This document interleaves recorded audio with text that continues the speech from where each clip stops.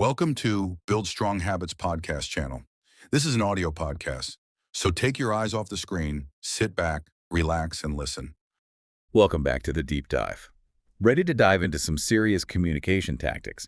We're taking your notes on communication techniques and uncovering the real gems. Yeah, we're going to pull out all the stops and get down to what really works when you're trying to make an impression. Right. Because let's be honest, everyone wants to know how to make an impact when they walk into a room or even start a conversation. What's the secret sauce? It's fascinating, actually. A lot of it happens before you even say a word. Really? You mean like, what, our outfit or something? Well, that plays a part, sure, but I'm talking about those crucial first few seconds. You're saying first impressions are that important? Absolutely. You have about 10 seconds to capture someone's attention. Seriously, 10 seconds. That's barely enough time to say hello. What can you even do in that short amount of time? It's all about nonverbal cues. Things like the flooding smile technique. Instead of grinning right away, you pause. Oh, I see where you're going with this. You make eye contact and let a smile slowly spread across your face.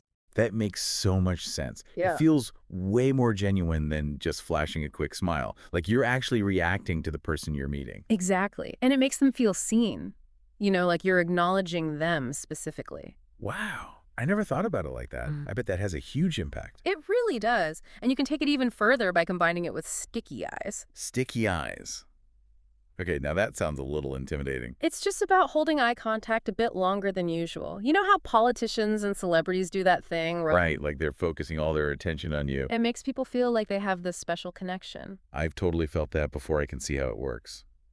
But how do you do it without seeming creepy?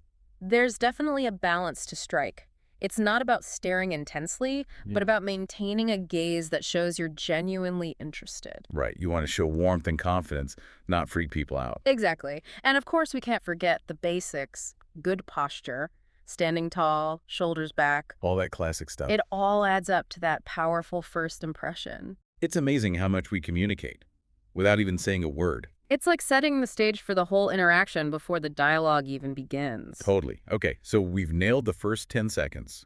What happens next? How do we keep that momentum going? That's where the real magic of conversation comes in, and the secret might surprise you. I'm intrigued. Lay it on me. It's all about mastering the art of listening. Wait a minute, you're telling me the key to being a great talker is to actually talk less. I always thought it was about having the best stories and being quick with a joke. Those things can help, for sure. But the real key is making the other person feel heard and understood. When you really listen, you pick up on cues and... Oh, I see. So you can steer the conversation in a direction that they're actually interested in. Exactly. And there are some really cool techniques that can help us become better listeners. One is called Never the Naked City. Never the Naked City. All right, I am officially curious. What is that all about? It's about adding details and imagery to your answers, even to simple questions. Instead of just stating facts, you want to paint a picture with your words. So instead of just saying, I'm from LA, I might say, I'm from LA where the sun's always shining and the palm trees sway in the ocean breeze or something like that. Now you're getting it. You've taken a simple fact and made it an experience for the listener.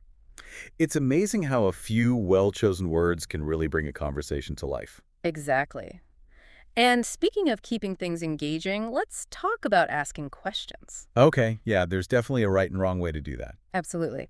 Instead of closed-ended questions that just get a yes or no, we want to ask open-ended questions that invite the other person to share more. I get it. So instead of, did you have a nice weekend? You ask, what was the best part of your weekend? Exactly. That encourages them to open up and share a specific detail. Yeah. Makes them the center of attention. I'm seeing a theme here. It's all about shifting the focus from ourselves to the other person. You got it. And that brings us to another important aspect of communication, the power of positive language. Okay, I'm all about positivity. How do we make sure our words are uplifting and encouraging? It often comes down to subtle shifts in phrasing. Instead of, I have to work tomorrow, you could say, I get to work on that exciting project tomorrow. Ah, interesting. It's the same situation, but the second phrase has a totally different energy. Right. It shifts the focus from obligation to opportunity. I like it. So we're using our words to create a more positive experience, both for ourselves and the people we're talking to. Absolutely. And as we continue this deep dive, we'll uncover even more techniques for projecting confidence, building rapport, and leaving a lasting impression. Can't wait to hear more. Me too. This is going to be good. Okay, so we left off talking about positive language, like how saying I get to instead of I have to can make a big difference. Right. It's subtle, but it can really shift your perspective. And that leads us to another interesting topic, compliments.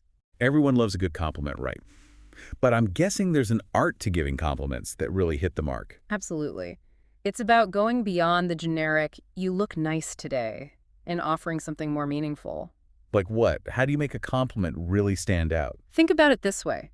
Which compliment would you rather receive, "You're smart," or "The way you handled that difficult client was impressive"?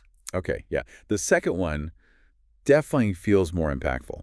It shows that the person was paying attention and actually thought about what they were saying. Exactly. It's specific and sincere. It shows you genuinely appreciate something about the person. So it's not just about flattery. It's about recognizing someone's strengths Yeah. and acknowledging their efforts. And that's why insincere compliments can actually backfire. If people sense that you're not being genuine, it can damage your credibility. Makes sense. It's better to give a few truly heartfelt compliments than to throw around empty praise all the time. Totally. And there's another interesting technique called the undercover compliment.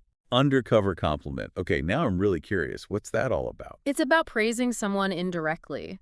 Maybe you tell a third party about their accomplishment or positive quality knowing it will get back to them. Oh, so it's like a secret compliment that travels through the grapevine? I bet that's super effective. It can be. It creates a buzz around the person and adds a layer of authenticity because it's not coming directly from you.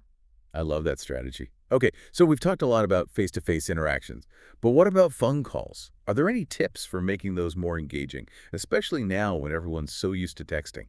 Phone calls are still super important, especially when you want to build strong relationships. And there are definitely ways to make them less awkward. Okay, I'm all ears. Let's hear those tips. One technique is called the human magnetism response. It's about tuning into the other person's tone and pace and kind of mirroring that. Oh, interesting. So if they're speaking quickly and energetically, you should match that energy. Not necessarily about matching exactly, but about showing that you're on the same wavelength. If they seem stressed, you might reflect that initially, and then try to guide the conversation to a calmer place.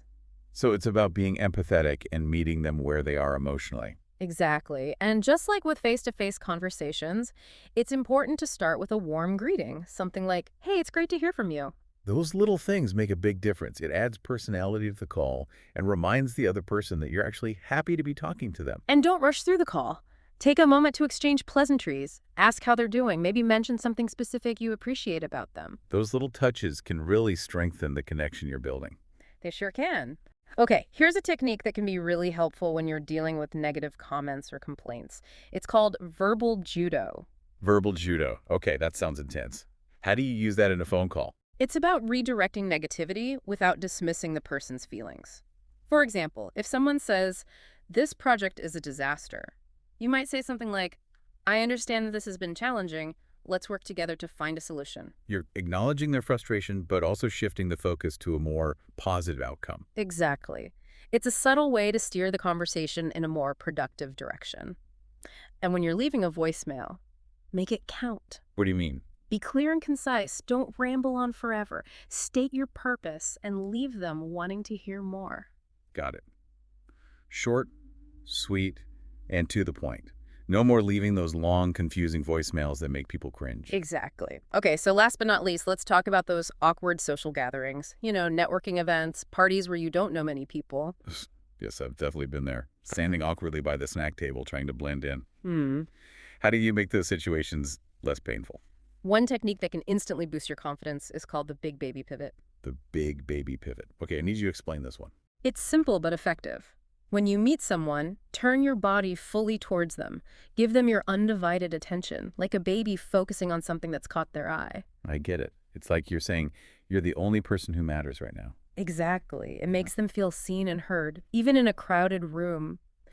And remember that exclusive smile technique? Oh yeah, saving your smile for direct interactions Yeah. to make it feel more special. It works wonders in these situations too. Combine that with open body language and you're golden. So I'm pivoting, smiling strategically, and what else? How do I actually start a conversation? Be a connector. If you see someone standing alone, introduce them to someone else. It's a simple gesture, but it makes people feel more comfortable. I love that. It's a win-win. You're helping people connect and positioning yourself as someone approachable and friendly. Exactly. And finally, be mindful of timing. Know when to approach someone and when it's time to move on. Have a polite exit line ready so you don't feel trapped. Great tips.